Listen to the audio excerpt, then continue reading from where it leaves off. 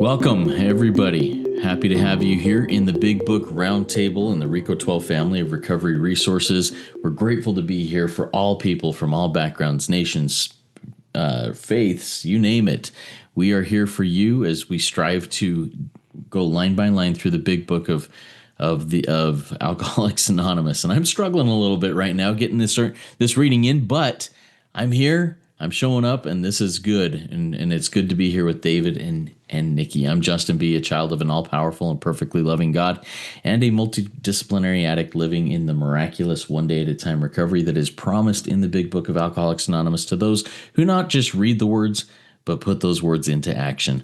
So let's get into having Nikki and David each introduce themselves, and then we'll get into reading today. Nikki, why don't you lead us off in introducing yourself today? Hi, everybody. I'm Nikki M., and I'm one of three spearheads at this table today. I'm most grateful, and I really know who I am. I'm a loving child of God, and I'm grateful to be armed with those facts. Thank you. Thank you, Nikki. David, why don't you introduce yourself? Yeah, thank you, Justin, for your service. Nikki, always a pleasure to be here with you. I am David G., alcoholic addict of many sorts here in Oklahoma in the USA. I've been given the gift of recovery since August 8th of 1994, and I'm super happy to be here and to be in this chapter working with others, not working on others. So thank you. Thank you, David. I love that. Working with others, not working on others. That would be my question if we had already done our reading on this, but this is good stuff. Thank you so much for sharing that. All right, so today we're going to jump back into, like I said, Chapter 7, Working with Others. We're picking up on page 95, the third paragraph, which starts with, if he is sincerely interested. And we will go through the top of page 96, that first paragraph that ends with, who have since recovered of their chance. So let's jump into this reading. Everybody grab your big book, your highlighter, your paper, pen, whatever it is you need so that you can take notes and then get into action. Here we go with the reading. If he is sincerely interested and wants to see you again, ask him to read this book in the interval. After doing that, he must decide for himself whether he wants to go on. He should not be pushed or prodded by you, his wife, or his friends. If he has defined God, the desire must come from within. If he thinks he can do the job in some other way or prefers some other spiritual approach, encourage him to follow his own conscience. We have no monopoly on God. We merely have an approach that worked with us. But point out that we alcoholics have much in common and that you would like, in any case, to be friendly. Let it go at that. Do not be discouraged if your prospect does not respond at once. Search out another alcoholic and try again. You are sure to find someone desperate enough to accept with eagerness what you offer. We find it a waste of time to keep chasing a man who cannot or will not work with you. If you leave such a person alone, he may soon become convinced that he cannot recover by himself. To spend too much time on any one situation is to deny some other alcoholic an opportunity to live and be happy. One of our fellowship failed entirely in his first half dozen prospects. He often says that if he had continued to work on them, he might have deprived many others who have since recovered of their chance. All right, there's our reading for today. So let's have Nikki start us off with her experience, strength, and hope of these paragraphs here. Thank you, Justin. And there's just so much goodness in this book. I can't believe this is my life. Thank you, God, and thank you, David and Justin. So here it is. If my prospect is sincere, I love that, sincerely. These are key words. Remember, we have to have a sincere desire, sincere. And I know all three of us sponsor around the world. And I'm going to assume, no, you speak another language, Justin. You did give me that fun fact the other day, but I only speak English, right? And so long story short, have your sponsees Google these words. Even if you have master command of the English language, have them, what does it mean to be sincere? Okay. And want this. And then ask them, he or she, to read this book. This book, that's exactly what this book is about. It's to help you understand your disease of alcoholism.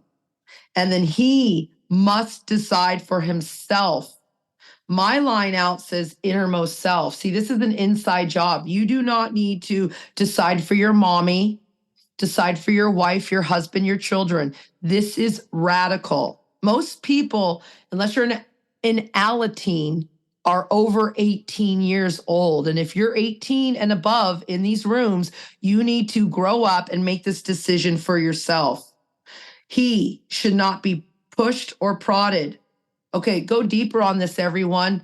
Don't push or prod your wife, your children, your kids, your coworkers. Don't push or prod anyone. That's why we have free will. Okay?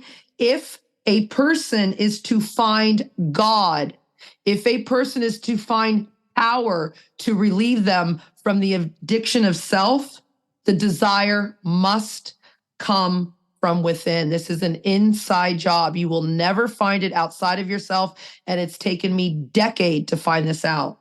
Decades. So here it goes. If she thinks she can do the job in some other way, or prefer some other spiritual approach, encourage them to follow their own conscience. It's like, go your own way. I have a method that works for me. I do not have a monopoly on God. 2 + 2 = 4. So does 3 + 1. There's a million ways to get to the number 4, just like there's a million ways to get to God. So I just point out, look at my life. I'm retired. So if you want to be too, come and hang out with me in my fellowship and we'll get to God. No, I mean, I just tell them how great life is. And if you want what I have, then do what I do. It's that simple. And if you don't, hey, let me know how it works out for you. And normally, you know what happens, you guys? They call me back, and David has this, and Justin, you have it. They'll call me. One person just called me back 2 years later. Nikki, I'm dying. I actually had her programmed in my phone as so-and-so who doesn't want to be yelled at. Because I guess I got loud one day and she's like, oh, I can't be yelled at. That triggers me. And I'm like, well, I'm a loud person. Anyway, fast forward 2 years later, got a message on her from the other day. Hi, Nikki. I don't know if you know who I am. Yes, I have you programmed in my phone as this. We laughed. And what happened? Next day, I can't handle this. Hey, I have no monopoly on God. Bye-bye. Page 96, at the top of 96, my book says, and I wrote this in, everybody, a sponsor's duty, number 1, is to love. It's my duty to love you, wanting nothing in return. Number 2, guide someone through the 12 steps. If number 2 doesn't work, go back to number 1. Do not be discouraged if your prospect, if your lover, if your sister, if the human race doesn't respond at once. Search out another addict and do it again. I don't even look at the word try. I'm a student of Yoda. I do or do not. There is no try. And I say this because I'm a love addict. So I tell people, if your lover is not responding, if your little children, if your teenage child, if your grown adult would prefer heroin over direction from you, mom, search out another person and serve them instead. Here's a promise. You are sure to find someone desperate enough to accept with eagerness what you offer. See, my daughter didn't want what I had. And I found a bunch of young women in the rooms who want what I have, and they became my babies until my daughter woke up and goes, Mom, why didn't you tell me I have an eating disorder? And I said, I tried. And when I tried to lock you up, you told me to go away. So, and we laughed, but it took time. It took me sponsoring someone who was desperate. And I love this. We find it a WOT. W-O-T, a waste of time. Now, my sponsor likes to add in an F, and we're on a podcast, and we keep it clean. So a waste of time, okay? To chase a person who cannot and will not work with you. I'm not going to chase Mr. Luxembourg if he doesn't want what I have to offer. Bye-bye, dude. Let me know how that works out for you. And sure enough, we keep pausing and coming back together. Because I'm not going to chase anybody. I'm not going to chase a lover. I'm not going to chase my mother. I said, do what you want, Lynn. Let me know how that works out for you, Mom. And sure enough, she came back. Because when I leave a person alone, they become very convinced that they can't do this life by themselves. They need the fellowship. They need this book. They need us. This is radical. To spend too much time on any one situation, any situation, is to deny some other person, some other family, some other addict, an opportunity to live, to live, to live and be happy, joyous, and free. One of our fellowship failed entirely with his first half dozen. Nikki failed entirely with her first 100.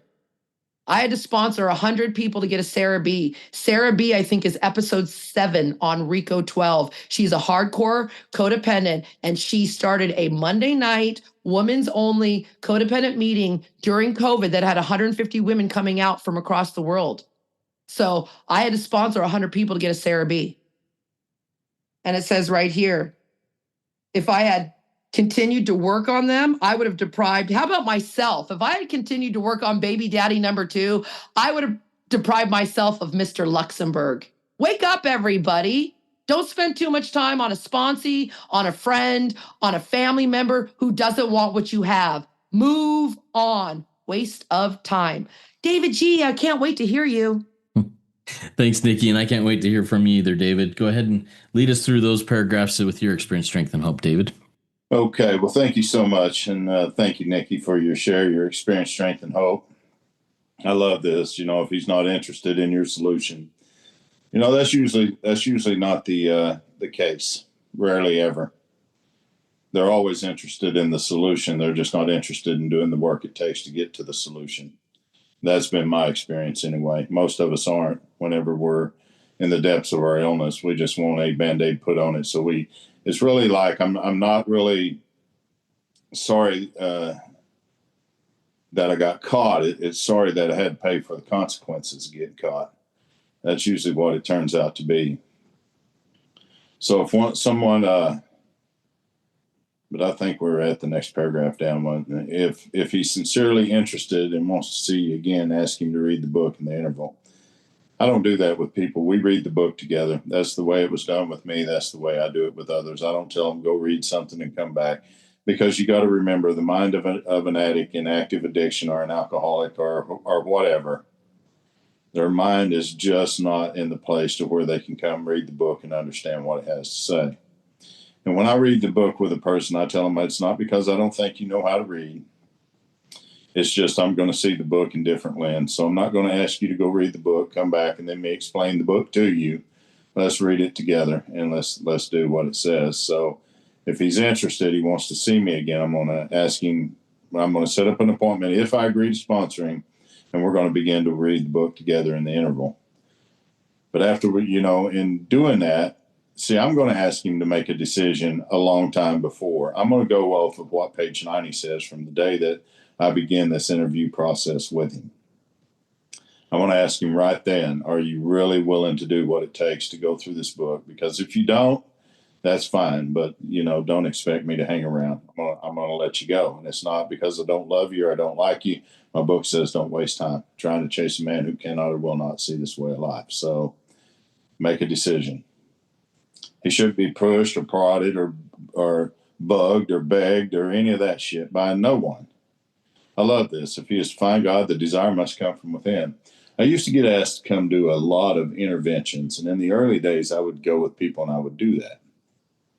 But the reason I don't do that anymore, and I haven't done that for many years, is because of this sentence right here. It don't make a damn if I do any of that. If he's going to find God, that desire must come from within him, not from within me, not from with someone else. There again, it said don't push, prod, beg, do any of that shit. And essentially, that's what we're doing whenever we go to do that. Now, some people may not see it that way. I don't really care. I just know for me, if we are to find God, that desire must come from within.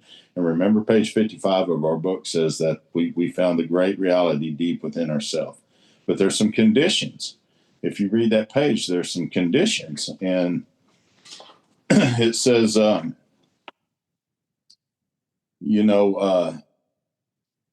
sometimes we have to search fearlessly. That's a 4th step, inventory. He's as much a fact as we are. That's when we find that great reality. It continues to talk about that 4th step over and over and over. So that's where I found God was, from within by doing that process of the inventory that really opened me up to see what I was not, but rather what I'd become based on a lie that lived inside of my head. So if he thinks he can do the job in some other way, celebrate recovery, church, religion, a new sponsor, a different fellowship, whatever, yoga, shit, encourage you. Follow your conscience, dude. Do what you feel like you need to do. I can't tell you that I'll be here whenever you come back and change your mind, but I know somebody who will be available, and we will definitely get you connected. So go do whatever it is you think you need to do, and if that doesn't work out for you, let us know, and we'll try to help you. So we don't have a monopoly on God, but we do have an approach that works with us, and that is what's outlined in the Big Book of Alcoholics Anonymous from the title page to 164. This has absolutely worked, not only for me, but for these two that are in this virtual room with me today and millions and millions and millions around the world. This is the approach that worked for us. I want to point out that we have much in common. We do. We have laziness in common. We have passion in common. We have a spiritual hunger in common. We have, the problem in common. Our book tells us that we only have, and if you remember, that was way back over in the doctor's opinion. He said, that we have one thing in common, and that we cannot start whatever it is we're doing without developing this phenomenon of craving. And so, I want to remember that. That's on Roman numeral page 30, XXX. He says, all these and many others have one symptom in common, not a bunch, one. We cannot start, keyword start, whatever that drink may be, without developing this craving. So we have a lot in common, but that's the main thing we have in common. And really for me, I just let it go at that. I'm going to be friendly. I'm going to let it go. Go do what you need to do. I pray it works out for you. And the biggest thing that I always either text, email, or say in person is, hey, I wish you well on your journey, man. I hope you do well. 96, don't be discouraged. There's an old joke in Alcoholics Anonymous about a lady that came in looking for a man. Most of us can relate to that, man or woman, whatever it may be. And so she wanted some instructions out of the Big Book on what to do. And her sponsor said, I want you to go to page 96 and read that paragraph. Well, the woman was dyslexic, and she got the numbers turned around, and what she did was she read page 69 instead of 96. Now, most sex addicts get pissed off whenever I say this in a meeting.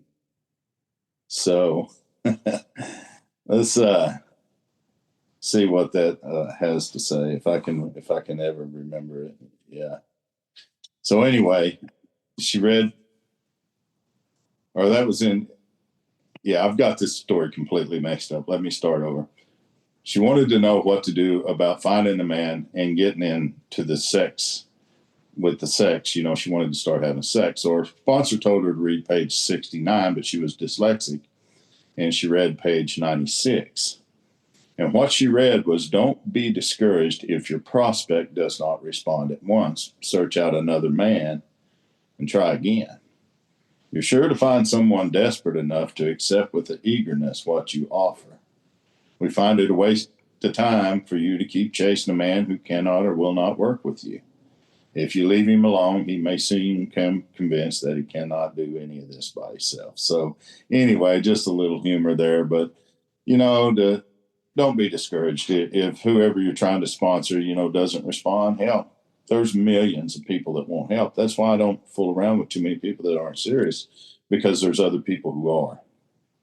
I don't have to search out another alcoholic these days. We're in a position in life today where they usually come to us. I don't know how many people have came to me as a result of what we do here at the Roundtable. The other meetings that I go to, they show up. They're hungry. They want this.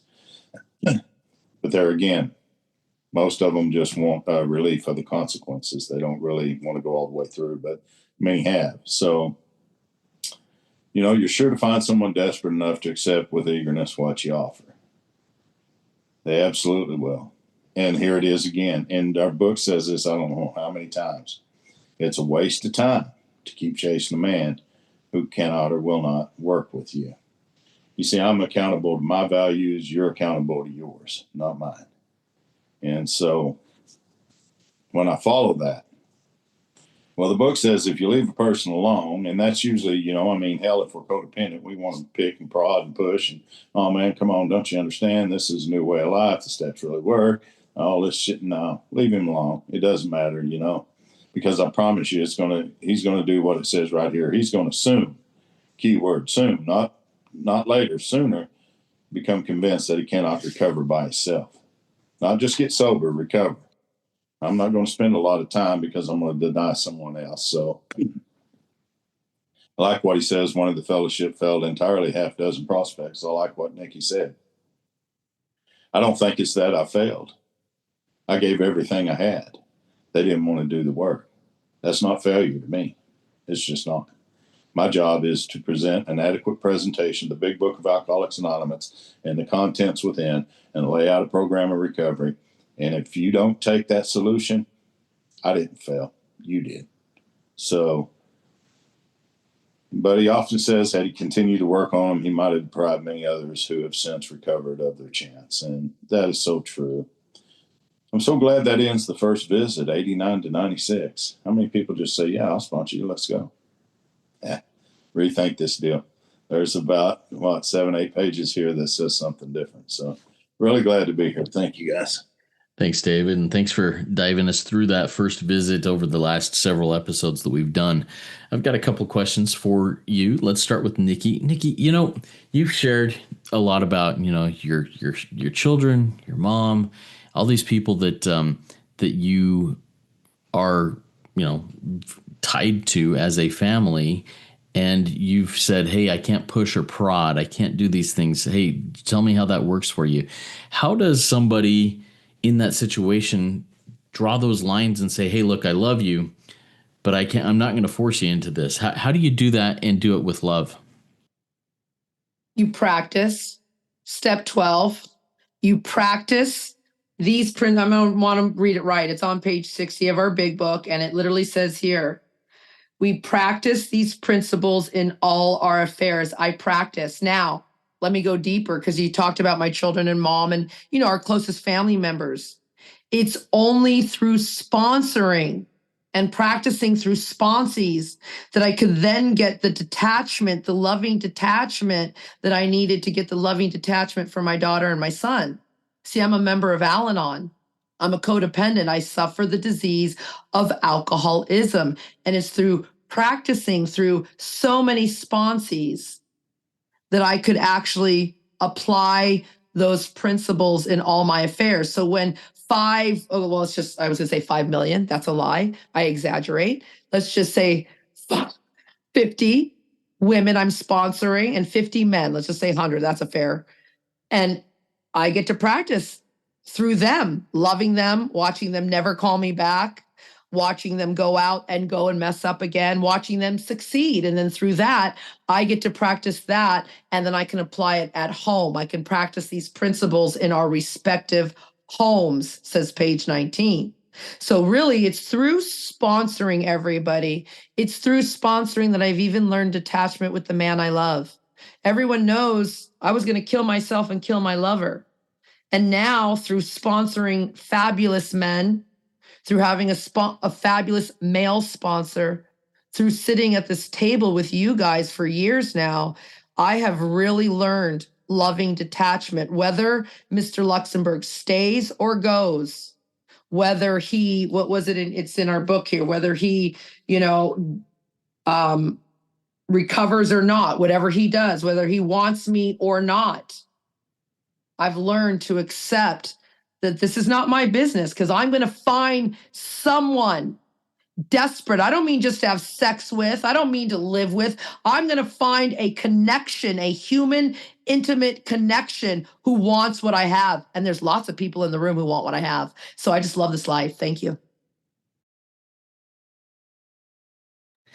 Thank you, Nikki. It took me a minute to find the mute button. All right, David, one thing that you shared that I have personal experience with on this. One of my sponsees is like, man, I am trying to sponsor people like crazy, and nobody's getting it. No, everybody keeps relapsing. This what you said, you're not a failure when your sponsee doesn't take it. You're doing your job. Talk to me about how you encourage people who, like what Nikki said, it took me 100 people. How do you encourage people who are just so caught up in my sponsee keeps relapsing, isn't recovering, isn't doing these things? How do you work with that? Well, thank you for the question. Nikki, you crack me up. I love listening to you. And, Justin, for me, if I'm focused more on their failure than their success and me sponsoring them the correct way, hell, it's more about me than it is about them. And so, it's not my job to figure out one way or the other whether they're going to succeed or whether they're not in this process. It's really to put their hand in the hand of God and walk them through this process and guide them as best I can to have the experience themselves. But if they don't do that, if they're not willing to send the 10 steps regular, if they're not willing to do night inventories, meet with me to read through this book and work through the steps as they're outlined, I most definitely did not fail. Where I fail, if I fail, is that I don't try to give them everything I got. And if I don't do that, then yes, then I've failed them as a sponsor, as a human, as a mentor. I think that's why it's so important that we do what these first set of pages tell us on what we call step 12, part 1, carrying the message. It's not failure. Now, if I don't meet with them when I say I'm going to meet with them, if I don't read with them when I say I'm going to read with them, if I don't do the things that I say that I'm going to do, then yes, I've failed. But if I've given them what I've got and they're continuing to relapse, that is absolutely not on me. I have one guy in particular, I picked him up just a little bit ago, actually. He had a sponsor that continued to work him through all the steps, even though he was relapsing sexually every single day. And I'm like, why the hell would you do that? And he was like, well, I wanted to get through the steps. And he's thinking some magic pill all of a sudden is going to happen as a result of the steps. And he's going to quit and recover and move on and blah, blah. I'm like, no, dude, that ain't how it works. You never found surrender in the first step. How the hell could you move on through the rest of the process? So I tell you, if we do this work together and you relapse, we're going to stop right there. You're not moving on to step 4, 5, 6. And I've had other people through the years that would call me and I would have them like up into the 6th step or whatever, moving along with them. And then they'd relapse sexually. And then they'd come back and they'd say, okay, I'm done, man. I'm ready to get back into step 6. Oh, no, dude, you're not in step 6 no more. You fell back to step 1 now. And we're gonna take a deeper dive back through it again. And we're going to continue to try, to set the matter straight. But if relapse continues, then I'm going to drop them because obviously the willingness just is not there at this point. Now, it may be sooner or later, but it's just not right now. And I'll be damned if I'm going to continue to move you through the rest of the steps. If I do that, then I've failed you. I've absolutely failed you, but I'm not the failure here. I'm not. And I don't look at them as failures either. I just look at it as somebody who's not willing to do the work that's here, and the disease is kicking their ass and causing them to fail over and over. But the insane thing about that is the disease is making them think it's them that's doing it. So there's so much. There's just so much. But I promise you, if we keep focusing in on them, then others that are ready miss their chance through us. So I don't want to be that guy. Thank you, Justin. Thank you, Nikki. Thank you, David. Thank you, Nikki, for both of you for opening my eyes to different ways and deeper ways to look at these different things as we read through this big book of Alcoholics Anonymous. Everybody out there, learn from what you're hearing here. Apply the things you learn. Like we talked about in this last one, it's not just what the book says, it's what the book says to do. Get into action. Once you know something, once you believe something, once you've experienced something, get out there and do it, or it's not going to do you or anybody else any good. And that's what we're here to do. We are here to be agents, spearheads of God's ever-advancing creation, to do good, to do things to help others. So keep coming back. Join us in this fellowship of the Spirit and trudge this adventurous and happy road of destiny with us, because you are worth it.